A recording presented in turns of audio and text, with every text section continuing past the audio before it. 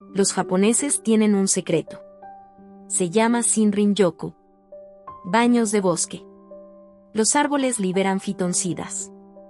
Reducen tu estrés y fortalecen tu sistema inmune. Sin pastillas. Sin efectos secundarios. Solo naturaleza pura. Tu cuerpo sabe lo que necesita.